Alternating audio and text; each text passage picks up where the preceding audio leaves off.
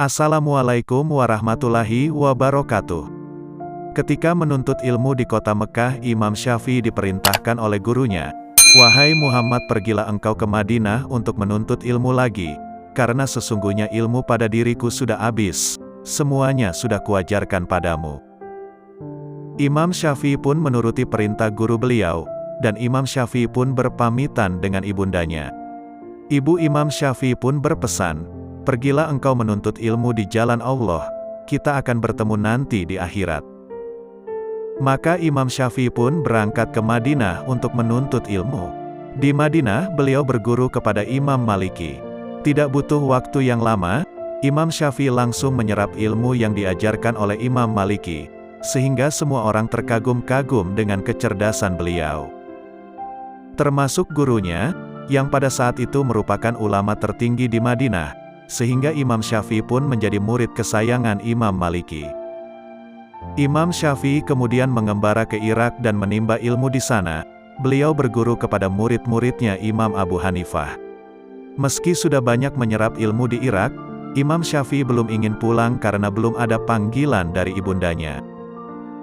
Di Irak, Imam Syafi'i berkembang menjadi murid yang terkenal sangat pintar dengan kecerdasan beliau. Sehingga dalam waktu singkat beliau sudah diminta oleh gurunya untuk mengajar. Tidak butuh waktu yang lama, ribuan murid pun berdatangan untuk berguru kepada beliau. Hingga beliau pun menjadi ulama besar yang terkenal ke seluruh penjuru Irak dan Hijaz. Ibundanya Imam Syafi'i pada setiap tahunnya juga melakukan ibadah haji. Pada kesempatan tahun itu pun sang ibu melaksanakan ibadah haji. Pada saat itu ibunda Imam Syafi'i mengikuti kajian dari salah seorang ulama, yang mana sang ulama tersebut sering mengucapkan nama Imam Syafi'i. Mendengar ulama tersebut sering mengucapkan nama sang anak, setelah pengajian ibunda Imam Syafi'i pun menjumpai ulama tersebut. Ibunda Imam Syafi'i bertanya kepada ulama tersebut, "Wahai Syekh, siapakah itu Muhammad bin Idris Asy-Syafi'i?" Sang ulama pun menjawab bahwa Imam Syafi'i adalah gurunya di Irak. Kemudian ibundanya dengan penasaran menanyakan lagi kepada sang ulama, bahwa Muhammad bin Idris Asy-Syafi'i yang manakah yang dimaksud. Ulama tersebut pun menjawab bahwa ia merupakan ulama besar yang berasal dari kota Mekah. Ibundanya pun terkejut mengetahui bahwa guru ulama tersebut merupakan anaknya. Kemudian sang ulama menyampaikan kepada ibunya Imam Syafi'i, bahwa ia ingin berpesan apa kepada Imam Syafi'i. Ibundanya pun menjawab, bahwa beliau telah memperbolehkan sang anak untuk pulang ke rumahnya. Sesampainya ulama tersebut di Irak, beliau langsung menyampaikan pesan tersebut kepada gurunya. Imam Syafi'i yang mendengar kabar tersebut langsung bergegas untuk pulang ke Mekah. Mendengar kabar Imam Syafi'i ingin pulang ke Mekah, penduduk Irak pun sangat sedih, namun mereka pun tidak bisa berbuat apa-apa. Ketika sang imam ingin pulang, masyarakat serta sang murid pun telah menyiapkan bekal kepada Imam Syafi'i.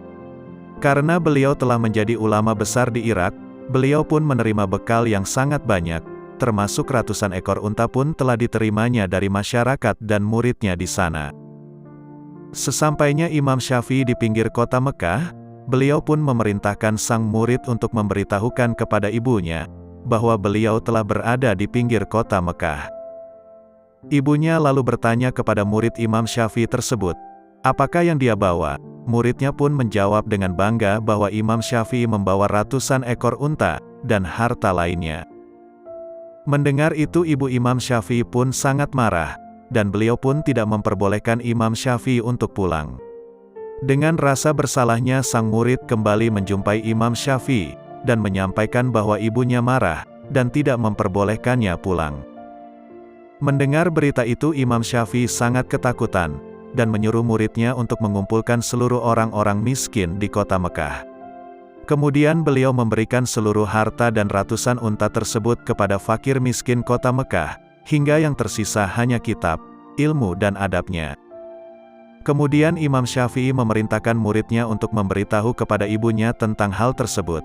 Setelah mendengar kabar tersebut ibunda pun memperbolehkan Imam Syafi'i untuk pulang. Demikianlah sedikit kisah tentang Imam Syafi'i dalam menuntut ilmu. Semoga bermanfaat bagi kita semua.